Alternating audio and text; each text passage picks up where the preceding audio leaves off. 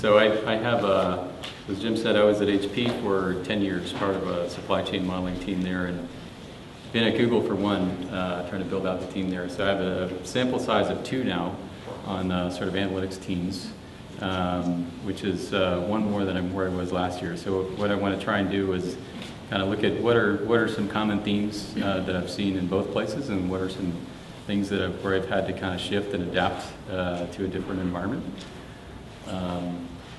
So n equal 2, so limited sample size here, but I've also through Informs talked to a lot of other members, and I think some of the common themes are shared as well. So it's n of 2 plus. A bit about one of the things I'm going to talk about is at Google, a lot of the quants or statisticians are working on big data problems, and that's pretty different from my background, working on supply chain modeling problems, more traditional OR. I think there's sort of this notion of analytics is something broader that sort of captures both. And I wanted to put in at least a little bit of data in the presentation. Mostly I'm going to be talking about sort of conceptual stuff, but a little data on what's behind the analytics wave. And I showed these charts a few years ago, and I'm kind of coming back to them now. If you saw Hal Varian's talk, he talked about Google Trends and what you can do to go on, just go on Google Trends and type in any search term, and you can see the frequency of the search results. So I started looking a few years ago around operations research, analytics, business analytics, these various terms that are popping up, just to look at the trends. And what this chart is it's normalized, so the average search frequency for operations research is 1. And operations research is the blue line there. And the red line is web analytics, so you start to see that becoming more prevalent. And it's interesting that web analytics is just one very narrow slice of what we all do, but it's already sort of, as popular a search term or more popular than OR. And then business analytics is sort of something that started to come into the popular vocabulary less than 5 years ago, and now it's sort of as common as OR. And then recently, this green line at the bottom is this new term, data scientist. I think that's principally people who are looking at web logs data and trying to sort of make sense of web logs data, which people have been doing for at least 10 years, but I think now they're starting to sort of associate a name with that, and people are trying to figure out, well, what does that really mean? So a lot of sort of new terminology. But the interesting thing here is if you zoom out and you look at the OR line in blue, if you just look at the popularity of the term analytics. So this is the same scale here. The OR is that blue line at the bottom. And so analytics is now roughly 50x, more common search term than operations research. The other interesting thing here is if you look at the orange curve, which is Google Analytics, which is a product Google has. It's a web analytics service. So you go on there, if you have a website, you can go to Google Analytics and see what kind of visitors you have at your website, look at sort of traffic metrics. That service launched in November 2005. And shortly thereafter, competing on analytics came out in Harvard Business Review, Tom Davenport, and he came out with his book a little bit later. And so I think these two things just sort of launched analytics into the popular mind, and now we have this broad conception of analytics is sort of what we all do, but it kind of came into popularity really through web analytics. So it's a bit of an introduction to, if you have a team that are statisticians looking at logs data, is that a very different team than a group of operations researchers looking at supply chain planning, and what are kind of the similarities and differences between them. One other thing, I was playing around with some terms this afternoon. So if analytics is the line in red, I know this is a bit hard to see, but blue is statistics, and the orange one is economics. So analytics is already a more popular search term than economics. And if you look at the projection here, soon it will be more popular than statistics. So it's sort of, analytics is sort of taking over all of our ways of classifying these different types of quant sciences. So first I'm going to talk about some things that are different between analytics teams, how they can be differently structured, and with good reasons for differences between them. One is the type of skill sets on the team. So I refer to, and this is not from me, I think this is the notion of T and I skill sets goes back a long ways. But I find it a useful way of thinking about different types of quant skill sets. The T-shaped skill set is really the generalist analyst, where you have the breadth of domain expertise in an area, for example, supply chain or cloud infrastructure planning in my world. There's some soft skills there to go out and sort of have a project leadership role in driving actions. And then a technical breadth, sort of a breadth across the stats and OR and coding. And then a depth. So the teams that I've been a part of, I look for people with the T-shaped skill sets where everybody's got the breadth, anybody can be staffed on any project, but everybody also brings something special, some depth in some area. So we're mainly, teams of PhDs. You have a PhD, sort of by definition, you've got some specialty. But I look for PhDs who are not just interested in working 100% time on that specialty. They're interested in working on a broad class of problems and sort of broadening those technical skills. So the advantage of the T is a lot of staffing flexibility, and if you put a lot of those people on the same team, there's a lot of learning that happens between people. So I think that's probably the most effective way of learning on the job is you create a critical mass of analysts, each with different sets of expertise, and you get them to work together on projects, and they learn from each other. The I is sort of the technical depth. There's definitely roles in the world for these people as well. I think the challenge is finding, having a broad enough reach where you can really utilize that skill set. The well-known danger here is you have if you've got a hammer, everything looks like a nail to you. So you have to have that discipline to say, yeah, that's not quite what I do, or that is a fit for what I do. So if you're narrowing the world of problems down to what really fits your expertise, you got to make sure you've got a broad enough universe of problems to find ones that are the right fit for you. So I've got kind of a bias towards the T-shaped skill sets, but that's due to the kind of work I've been involved with. Another kind of bias or set of differences between analysts is if you think about not the soft skills here, but more the technical skills. Lots of ways to define them. These are 4 dimensions that I think about in terms of technical skills. And I think everybody comes at analytics from some perspective, some degree in an area, familiarity with certain kinds of work. So in operations research, we're typically looking at decision problems, trying to abstract them to a certain level. Really what's the problem we're trying to solve? What kind of model can I build to help solve that problem? Statistics is really coming at things from a data point of view. I've got a data set. What kind of insights can I get out of analyzing that data? And maybe I can then think about what actions I want to drive from those insights. So kind of a different approach to problem solving. Computer science, obviously, for coding, making tools scalable, getting at big data sets, cleaning data.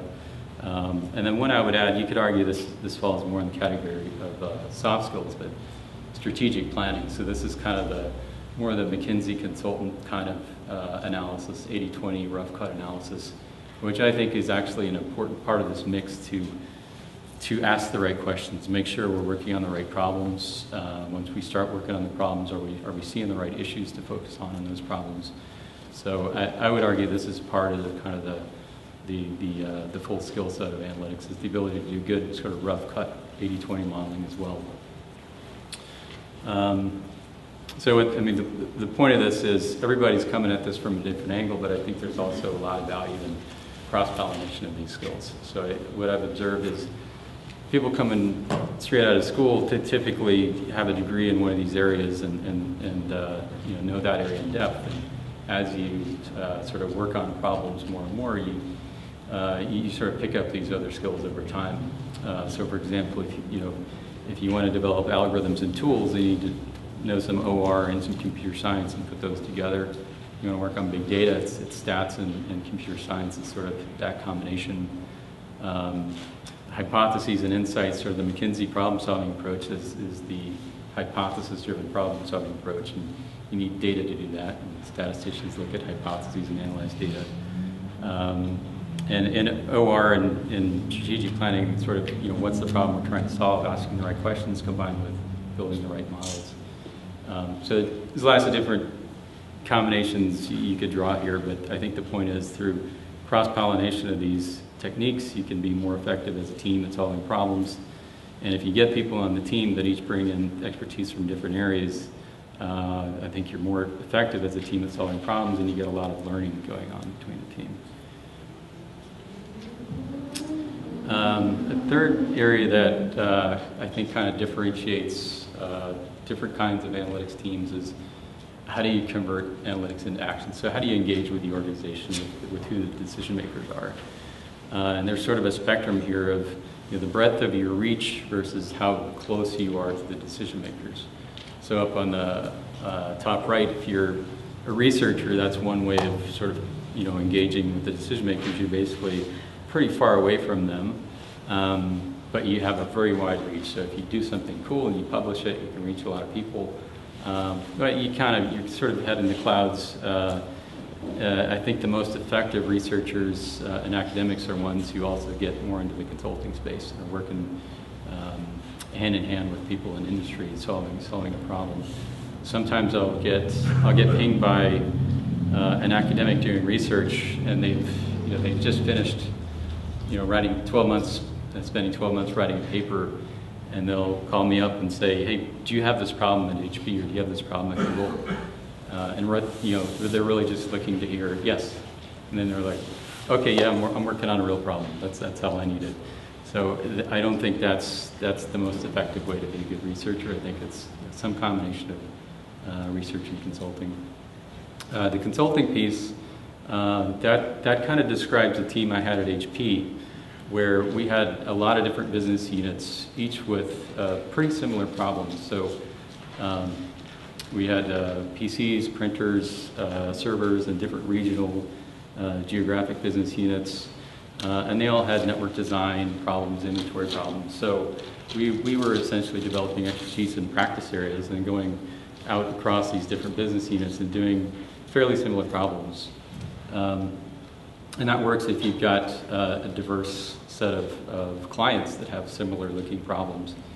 At Google, I've had to adapt. It's fairly different in that there's one Google infrastructure, and there's one Google operations. So there's not a sort of diversity of clients.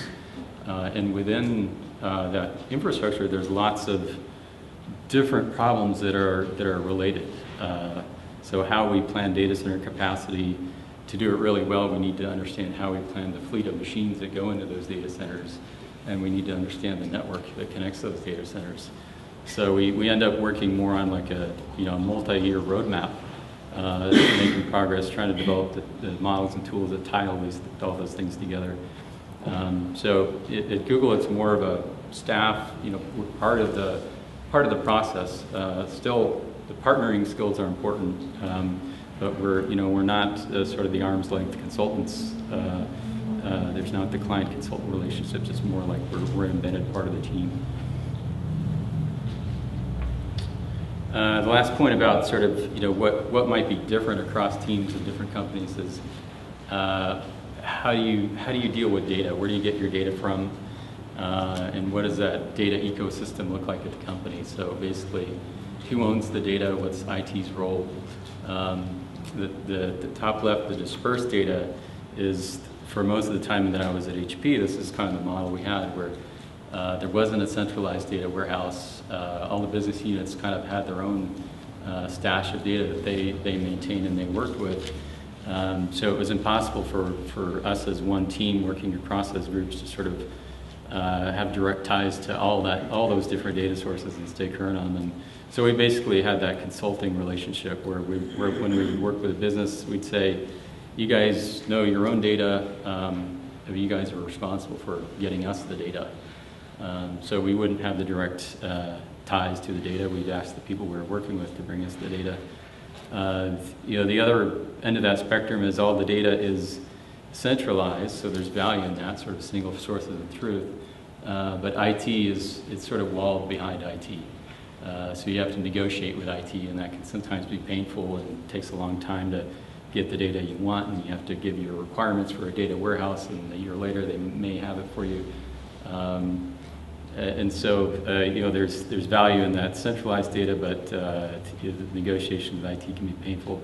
I think the best model is you can get to something that's democratized data, and there's different ways of doing that. You could have centralized IT that's very service-oriented, like we heard from eBay, that we will build sandboxes and the ability for analysts to go in and instantly say, this is the little data warehouse I want to build, and in 5 minutes you can build it and you can get what you want. At Google, we don't have quite as nice of a UI, but any engineer can write script and get to any data store they want to. You just have to be able to sort of roll up your sleeves and write a little script, and you can get access to what data you want. So I think there's different ways of getting to that, but I think that's the best model. But as analysts, we have limited influence to change the whole IT landscape. So you kind of have to adapt to what you have. So some things that I think are common themes that are important regardless of the kind of analytic group you're a part of. One is around problem framing and problem scoping. And I think this is especially a lesson for myself as a new PhD, working on problems. I had always been accustomed to, in school you get a problem set, it's well formulated, it's essentially served up to you on a silver platter. There's no ambiguity about the problem, there's no question that it has a solution, there's no question about whether that's the problem you're supposed to be working on. It's hard because it's technically hard, and all the other stuff is sort of taken care of for you. In practice, a lot of the hard stuff is, am I even working on the right problem? Once I'm working on it, am I working on the right aspects of it, or am I completely missing something, part of it that's really important? So you're sort of groping in the dark sometimes, and that's an important part of working on the right stuff and having the right solutions to it. And it's only after you kind of grope around a little bit that you can frame something where advanced analytics actually makes sense to apply. So a bit more about sort of how would you choose and frame problems well, and I think the key skill here is curiosity and critical thinking skills. It's not somebody who's got the top GPA or what have you. It's finding people who are curious and ask good questions. And I think there's a couple of phases of that. In order to set up a problem for modeling and analysis, the first phase is which problems are you going to work on. So that's where you kind of wear your business executive hat and say just some rough cut analysis, 80-20 kind of analysis to say which problems have the most impact, sort of dollar impact, or at least affect the biggest revenue pool, something like that. Certain filter for which are analytically complex, otherwise, as an analytics team, we wouldn't be working on it. But it doesn't necessarily have to be advanced analytics. It might be a good spreadsheet model that's better than what most in the organization could put forward. I mean, I would characterize an analytically complex model not necessarily by whether it uses advanced analytics, but by how much value we can add as an analytics team. Implementation is feasible, so certain screening of if we know the solution is going to require some IT implementation, we know that's not going to happen, then you sort of have to question that before you go in. And then do you have other people on board? So do you have the key stakeholders, the people who are going to make the decision? Are they feeling the pain of the problem? It's usually a lot easier to get something to happen if people are feeling pain around it rather than selling them on, here's this great new big idea, that here's an opportunity. That's usually a harder sell than when people feel a lot of pain with the current process. They're a lot more open to change that way. And then the last piece, and sort of picking the right problems, is balancing the short term and the long term. So I think the trap here, especially if you're in more of the consulting model for the internal consulting models, you turn into a project factory.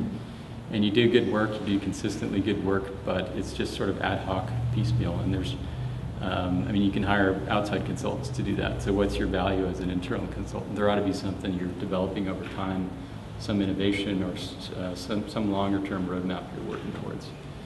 And once you're working on problems, once you're in them, there's the framing and the structuring. So you're not quite there yet to define exactly what modeling you need to do until you sort of, you do some of the dirty work that,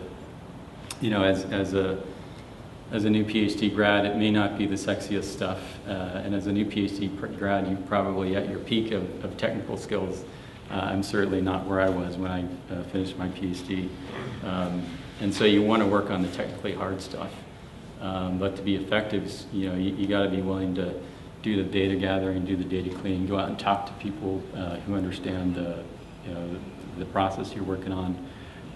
Maybe even do some process mapping stuff that, it's not necessarily the skills you learned in school, but it's important, and it's hard to just say, somebody else should be doing that. I mean, there's a project leadership aspect to this to say, if you really want to solve this problem, you got to roll up your sleeves and get your hands dirty on some of this stuff. And then the focusing, how do you sort of narrow down the scope of the problem so that you know what kind of analytics and model to build? And there it's kind of an art to it. So it's using intuition, using what you hear from people, using rough cut analysis to try and narrow down the scope. I love the quote from Einstein that says the model should be as simple as possible and no simpler. So focusing on what's the problem you're trying to solve, and trying to eliminate as many variables as possible using kind of rough cut analysis and doing that. And then once you've done that, you're sort of teed up for the modeling, for the fun stuff, the modeling and analysis. The second kind of thing that I think is a common theme across analytics teams is earning trust with decision makers. So this is kind of the partnering skills and the human element of change. How many of you saw a movie called Margin Call? A few of you. It was a movie about the Wall Street meltdown. It was sort of looking at one bank and how one of their rocket scientists started discovering they were so over-leveraged on mortgage-backed securities that their whole bank could fail within a week. And he sort of started realizing this over the course of a day through a series of escalations to senior management overnight. By 6 a.m. in the morning, the CEO was flying in on a helicopter, and they were walking into a meeting with the CEO. And I love what one of the senior managers said to the rocket scientists as they're walking into the room. He says, "Just one piece of advice to everyone here before we go in there. This could get a bit ugly, but whatever you do, just tell the truth. Don't try to change a word of it, no sugarcoating. No one here is smart enough, including the rocket scientist." So there's a dose of that. That's the humility, but more importantly, it's the trust. I think if you try to steer the data or the analysis so that you make your recommendation look better, or you try and oversell your recommendation, it might work once, but eventually you end up losing credibility, end up losing trust. And I think you get to a worse decision at the end as well, because it's really a combination of you're not there to give the answer, you're there to present some trade-offs and some insights, and together with the exec's intuition, you actually arrive at a decision. So just a little bit more about that. Tell the truth. That's just what I was talking about. Listen. I think this is one of the skills that I think you could pick up during interviews with people. A lot of these soft skills, it's hard to tell, but listening skills, a lot of times people have it or they don't. It's just sort of are they receptive to feedback, to the asked good questions. And executive intuition is powerful. Sort of tap in to that. You really need to listen. Don't assume you have all the answers. And that intuition, it can give you shortcuts on your journey. Third point, convince them. So don't go in with an answer and say this is the answer from my model. You want to actually convince the people so they believe themselves what the answer is. And people make decisions, so you need to convince people. One of the sort of litmus tests that I apply is whoever I'm presenting to, when they're done with the presentation, would they if they're sharing an elevator ride with their boss, can they explain to their boss in 30 seconds why they should be doing this? If we're asking somebody, hey, we want to make a $100 billion investment in this data center over there, can that person walk out of the room and have the 30-second like elevator pitch on here's why it's a good thing to do? So as an analyst, we need to convince them, and they need to sort of feel like they fundamentally understand, without having all the benefit of going on all the details of the model, why this is a good thing to do. So communicating insights and not answers from the black box is sort of the art there. Lastly, hire and develop A players. I think you don't necessarily always need to find a pot of gold at the end of every project. I mean, some of that is up to chance, and you got to be willing to take risks on some projects. But you want to consistently deliver and sort of build your brand as an analytics team. And so if people think there's A players, there's B players, there's like, well, I'm not sure if I'm going to get the A player or the B player. So I feel like it's important to get top-notch people, and top-notch doesn't necessarily correlate to GPA or what have you. I think it's people with the curiosity, good partnering skills, and so forth. The last thing is that I think is sort of a common theme is small steps lead to big wins. How many of you have seen Moneyball? A few more people, if that's good. So this is the scene in Moneyball where Brad Pitt, who's the general manager of the Oakland A's, they've been applying a lot of analytics to look at how they can identify undervalued talent when they draft them for their baseball team. And he's kind of recruited this analytics guru to work with him, and they're together with all the old school scouts sitting around the table. And they're talking about some guy who can't even throw anymore. So the scouts are all like, why would you ever want to draft this guy? And so Brad Pitt points to his guru and says, why do we want him? Well, he gets on base. He's got one of the highest on-base percentages. And getting you on base puts you in a position to score runs, which puts you in a position to score games, which puts you in a position to score a championship. So you don't start off saying, how can I win a championship? You start off saying, well, let me just get on base. And that's it's kind of the approach that I take to big projects. At Google, right now, we're working on some big, hairy problems that it'll take us 2 or 3 years to kind of get to a state where we feel like this is really world class in the way we're approaching these infrastructure planning problems. But we're not starting off trying to build the Uber model that solves everything. And we actually, when I started, that was actually what the team was focused on, was building an Uber model, because the senior VP said, tell me what the grand unified field theory is for infrastructure planning. I want to understand this whole system, how all the trade-offs work. And that's an awesome vision. We absolutely should do that. But I think the team that was there before me interpreted that as, okay, now we got to go build a model of the universe. And that's sort of mission impossible. So I think the way we've made progress in the past year is let's decompose these problems into tractable ones that we can at least start making things better. We can work on a piece of it, get a better forecast, put in place a basic supply-demand matching process, et cetera, where quarter by quarter we can start making things better. We can start replacing intuition with actual data-driven decisions. Even though we don't have the full Uber model yet, we'll get to something like that, but over a course of many small steps. So don't go for the home runs, get on base, rapid prototyping, experimentation, and sort of delivering value each step as you go.